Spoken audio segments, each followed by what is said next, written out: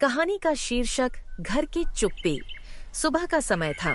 रसोई में pressure cooker की सीटी गूंज रही थी। सास कटाक्ष करते हुए।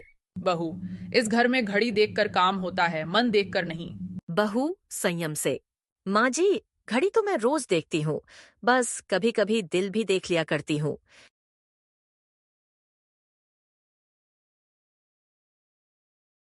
सास ने चूल्हे के पास ठेला जोर से रखा।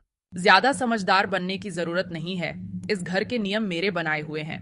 तभी बाहर से पड़ोसन की आवाज आई। अरे बहन जी, आज तो घर में बड़ी चर्चा है। कागजात की बात चल रही है क्या? सास के चेहरे पर बनावटी मुस्कान आ गई। हाँ, सब कुछ मेरे हिसाब से ही होगा। बहू चुपचाप चाय ले आई और सबके सामने रख दी। माँ जी, बाबूजी के दस्तखत वाले असली कागज अलमारी के निचले खाने में हैं, जहाँ सच्चाई रखी जाती है। सास का रंग उड़ गया। सास कठोर स्वर में। तुम कहना क्या चाहती हो? मैं ये कहना चाहती हूँ कि घर डर से नहीं, भरोसे से चलता है। पड़ोसन मुस्कुराकर बोली। लगता है इस घर में अब सोच बदल रही है। माँ, घर और जिम्मेदारी दोनों अब मिलकर निभानी होंगी। कमरे में सन्नाटा छा गया। कुछ पल बाद सास की आवाज धीमी पड़ी। शायद अब समय आ गया है कि मैं भी सुनना सीखूं। बहू ने सिर झुका लिया। मैं इस घर में अपनी जगह मांगने नहीं आई हूँ, इसे संभालने आई हूँ।